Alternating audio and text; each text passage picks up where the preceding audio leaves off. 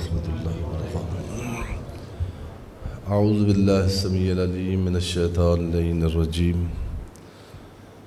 بسم اللہ الرحمن الرحیم۔ الحمد والثناء للہ الذی لا یحصی ثناءہ الا ہو، وصلی اللہ علی جمیع الانبیاء والمرسلین سیما خاتمہم وافضلہم واشرفہم محمد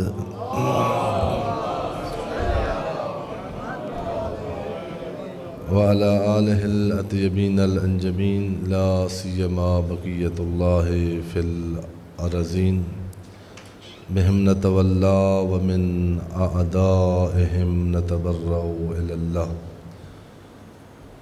اوصیکم نفسی و عباد اللہ بتقوی اللہ، اتقوا اللہ فإن خیر الزاد التقوی۔ میں سب سے پہلے اپنی ذات کو، اپنے نفس کو، اپنے آپ کو، اور اس کے بعد آپ مومنین کرام اور حاضرین عظام کی خدمت میں تقوی الہی جو دین میں اللہ کی طرف سے ہمیں خطرات سے محفوظ رکھنے کے لیے الہی تدبیر بنا کر انبیاء اور ائمہ طاہرین کے محفوظ ہاتھوں میں ہم تک پہنچائی گئی ہے، اسی تدبیر کو اپنا منشور زندگی بنانے کی نصیحت کرتا ہوں،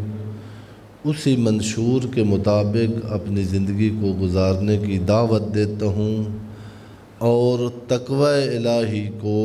اپنے زندگی کے ہر قدم پر اپنانے کی نصیحت اور تلقین کرتا ہوں۔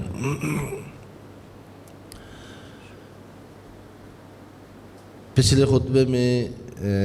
عرض کیا تھا کہ ہماری زندگی پر ہے خطرات سے، مضرات سے، مصیبات سے اور تکلیفوں سے اور دکھوں سے۔ مریضوں کی مختلف قسمیں ہوتی ہیں، بارہا عرض کیا ہے کہ ہر مریض اگر اپنا دکھ محسوس کر لیتا ہوتا تو اتنی موتیں واقع نہ ہوتی۔ خود یہ بارہا یہاں سے ہی آپ کی خدمت میں عرض کیا ہے کہ یہ جس کو پین ہم کہتے ہیں، درد، یہ پسندیدہ چیز تو نہیں ہے، یعنی فوراً ہم پین کلر استعمال کرتے ہیں جب کہیں پین ہوتا ہے تو، اور ہزاروں بلکہ لاکھوں کی تعداد میں یہ جو عطائی ڈاکٹر ہیں، جو آپ جیسے اکیڈمک لاہور جیسے شہر میں بھی ابھی تک موجود ہیں، ان کے پاس ایک انجیکشن ہے جو آپ کو پتہ ہے، وہ ہر مرض کے لیے وہ لگاتے ہیں۔ وہ انجیکشن میڈیکل ماہرین نے کہا ہے کہ وہ انجیکشن کسی مرض کا علاج نہیں ہوتا، وہ صرف سن کر دیتا ہے بدن کو۔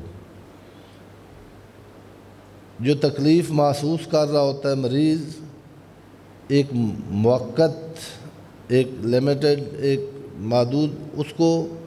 چونکہ اس کی حس ختم ہو جاتی ہے تو وہ کہتا ہے کہ مجھے درد نہیں ہو رہا، اور ہم بڑی دعائیں بھی دیتے ہیں اس ڈاکٹر کو کہ بڑے بڑے اسپیشلسٹ کے پاس گئے ہیں تو وہ کبھی کہتے ہیں کوئی ٹیسٹ کراؤ، کبھی کوئی ٹیسٹ کراؤ، تو یہ جاتے ہی ایک انجیکشن لگاتے ہیں اور آرام آ جاتا ہے۔ توجہ فرمائیں،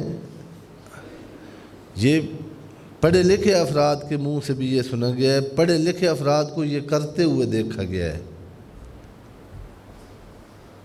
چھوڑو جی اتنے خرچے ہو جاتے ہیں، وہ تو ڈاکٹر ان کو تو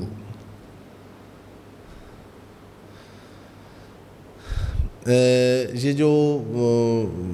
جب کسی خاتون کا بچہ پیدا ہونے والا ہوتا ہے تو یہاں پہ اب جو آپ نے خود جو بزرگان تشریف فرمایا دیکھا ہوگا کہ اب کتنے فیصد بچے یعنی وہی پیٹ پھاڑ کے ان کی ڈیلیوری ہوتی ہے بڑے ایوریج. اور بزرگوں کو پتہ ہے کہ یعنی گھر میں حتیٰ یعنی بعض اوقات ایسے ڈیلیوری ہو جاتی تھی کہ کوئی اکیلی خاتون ہوتی تھی، دائی بھی نہیں ہوتی تھی. وہ جو دیہاتوں میں وہ بچہ پیدا ہونے سے پہلے درد، قرآن مجید میں بھی جہاں حضرت جناب عیسیٰ کے پیدائش کا اور ولادت کا تذکرہ ہے تو کہ حضرت مریم کو وہ درد لے گیا اس جگہ پہ. اور خود جہاں ولادت امیر المومنین علی ابن ابی طالب علیہ السلام کا ذکر ہے، وہاں بھی ہے کہ جناب فاطمہ بنت اسد صلوات اللہ علیہا نے دعا کی باقاعدہ کعبہ کے پاس جا کر کہ یعنی اے کعبہ کا اللہ میری یہ مشکل آسان فرما. تو اب بیرون ملک چلے جائیں، ابھی ہیں جن کے بچے ہیں، یعنی ہمارا اپنا ایک عزیز بچہ ہے، وہ یعنی ان کی پچھلے دنوں میں تھی ولادت تھی، آسٹریلیا میں ہے. وہ کہہ رہا کہ بڑا سختی سے یعنی ہم نے بڑا ان کے ڈاکٹروں کی منت سماجت کی کہ پین ہو رہا ہے زیادہ اور بڑی تکلیف میں ہے ماں، تو کوئی آپ انجیکشن کوئی دوائی کوئی ایسے لگا دیں کہ جس کے ساتھ اس کا درد ختم ہو جائے. اور انہوں نے کہا ممنوع ہے ہمارے ہاں یہ پین کلر، وہ درد جو ہے وہ طبعی ہے، وہ ہونا ہے، اس کے ساتھ خود اس وجود میں وہ جو ولادت ہے اس کی صلاحیت پیدا ہوتی ہے، وہ درد پیدا کرتا ہے. وہ جسم کے جو یعنی ہوتے ہیں سیلول وہ بڑھ رہے ہوتے ہیں، ان میں گشائش آ رہی ہوتی ہے، اس وجہ سے وہ درد ہو رہا ہوتا ہے. اس درد کو روکنا ماں پر ظلم ہے جو یہاں ہر ہاسپٹل میں ہو رہا ہے. اس یعنی پہلے سے جب آپ لے جاتے ہیں وہ فائل بنا دیتے ہیں، ایسے دوائیاں ڈاکٹر دیتے ہیں جس سے وہ آپریشن مسٹ ہو جاتا ہے. آخر میں جا کر آپ کو کوئی بس ہی نہیں لگتا، وہ کہتے ہیں کہ ماں اور بچوں کو خطرہ ہے، پھر آپریشن کروانا پڑتا ہے. ان کا بیڈ بھی تب مصروف ہوتا ہے اور آپ کو 50-60 ہزار روپیہ بھی آپ کو دینا پڑتا ہے. عرض کرنے کا مطلب یہ ہے کہ یہ درد جو ہے نا یہ اللہ کی نعمت ہے. یہ درد جب اور جہاں ہوتا ہے یہ کوئی پیغام دے رہا ہوتا ہے کہ یہاں انفیکشن ہے، یہاں خرابی ہے. پیٹ کا درد بتاتا ہے کہ پیٹ اب ٹھیک نہیں ہے. سر کا درد یہ بتاتا ہے کہ اب آپ کے یہ جو کھوپڑی ہے اور دماغ ہے یہ صحیح نہیں چل رہا، یہ اعتدال سے ہٹ گیا ہے، اس کا کوئی علاج کرو، اس کا کوئی چارہ کرو. بدن کے کسی حصے میں جو درد ہوتا ہے وہ بتانے کے لیے ہوتا ہے کہ سسٹم میں کچھ مسئلہ ہو گیا ہے. اسی طرح روحانی اور نفسانی حیات میں کچھ درد ہیں جن کی بڑی ضرورت ہے، کچھ احساس ہیں. آپ کو بار عرض کیا کہ ول پاور بہت قیمتی چیز ہے، اس کی ایسی غذائیں ہیں. آپ ہر بندے کو اپنا طبیب ہونا چاہیے. یہ جہالت بھی ٹھیک نہیں ہے، بہت مذموم ہے. آپ کو پتہ ہونا چاہیے کہ کون سی غذائیں آپ کی قوت مدافعت کو ڈسٹرب کرتی ہیں. بہت ساری غذائیں ہیں یہ جو آپ کرونا کے دنوں میں نے ان دنوں میں یاد کیا تھا کہ ویکسین لگواتے رہے. بعض ویکسین تو خود خطرہ تھیں، یعنی صحیح نہیں تھی. جو صحیح ویکسین تھیں جو درد مندوں نے بنائی ہیں انسان کے، وہ یوں نہیں ہے کہ کرونا کو وہ ہٹ کرتی تھی، کرونا کو ہٹ کرنے والی نہیں تھی، اس وائرس کو مارنے والی نہیں تھی. ادھر سے قوت مدافعت کو بڑھا دیتی تھی. تاکہ وہ جو حملہ کرتا ہے تو اگر آگے سے اس میں بدن میں دفاع کی طاقت آ جائے، ایبلٹی آ جائے۔ اسی طرح قرآن مجید میں بعض چیزیں ہیں، ایک آدمی جو سن رہا ہے، چل رہا ہے، پھر رہا ہے، بڑا چالاک ہے، بڑا دنیا دار ہے، بڑا زیادہ کمانے والا ہے، ان کو قرآن مجید کہہ رہا ہے سمن بکمن امیون۔ قرآن مجید نے توجہ فرمائی ہے جن یہ ایک جگہ پر یہ لفظ نہیں استعمال ہوئے، اور مختلف پیراؤں میں یہ بات بیان، ہم قلوب لا یفقہون بہا، ہم اعیان لہم اعیان لا یبصرون بہا، آنکھیں ہیں دیکھتے نہیں ہیں، دل ہے تفکر نہیں کرتے۔ سمن بکمن امیون، یہ قرآن مجید ان افراد کو کہہ رہا ہے جو اس معاشرے کے بڑے کوالیفائیڈ، تیز تراز، بہت سارا پیسہ جمع کر لینے والے، چالاکی سے۔ کیوں قرآن مجید کہہ رہا ہے کہ یہ تو بہرے ہیں، یہ تو گنگے ہیں، یہ تو بے حس ہیں، یہ تو مردہ ہیں؟ ان کی ایک حس ختم ہو گئی ہے جس نے ان کو بتانا تھا کہ تمہارا روح مر رہا ہے، تمہاری انسانیت ڈیمیج ہو گئی ہے، تمہارے اندر وہ فرشتہ خوئی والی خو، وہ تمہارے گناہوں نے مار دی ہے۔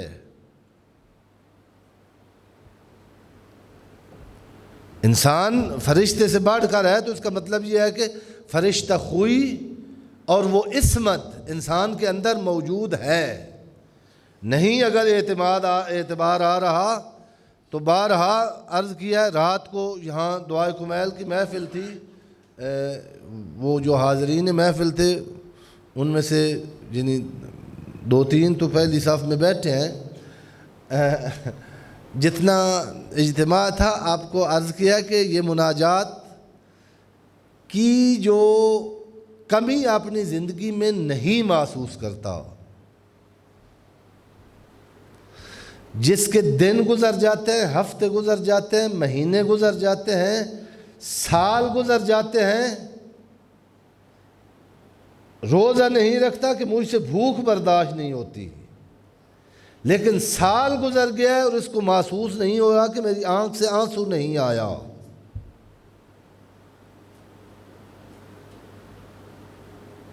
مہینہ گزر گیا ہے اور کبھی کبھی دل پر بوجھ بنتا ہے، پھر سگریٹ پی لیتا ہے، پھر ڈرامہ دیکھ لیتا ہے، پھر چھوٹی چھوٹی مشغولی ہے تو میں اپنے آپ کو مشغول کر لیتا ہے۔ یہ جو بوجھ آتا ہے نا دل میں، یہ ایک درد ہوتا ہے، یہ ایک صدا ہوتی ہے، یہ اندر ایک پیغمبر ہوتا ہے۔ یہ بھی میری تعبیر نہیں ہے، خود یعنی حدیث کی تعبیر ہے کہ باہر سے بعض پیغمبر اللہ نے بھیجے ہیں، ایک ہر انسان کے اندر ایک پیغمبر رکھا ہے جو بعض اوقات پکارتا ہے کہ اسی روز و شب میں الحج کر نہ رہ جا، کہ تیرے زمان و مکان اور بھی ہیں۔ ہر روز کا ہنسنا کہہ کے تجھے برباد نہ کر دیں، تنہائی کے لمحات میں، تنہائی کے لمحوں میں کبھی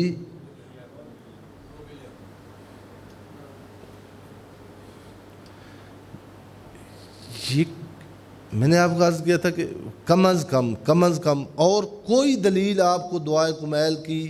ضرورت پر نہ ملے، چھوٹی چھوٹی جو ابتدائی وہ ABC اور الف ب کا جو درجہ رکھنے والی کتابیں ہیں اسلامیات کی تاریخ کی،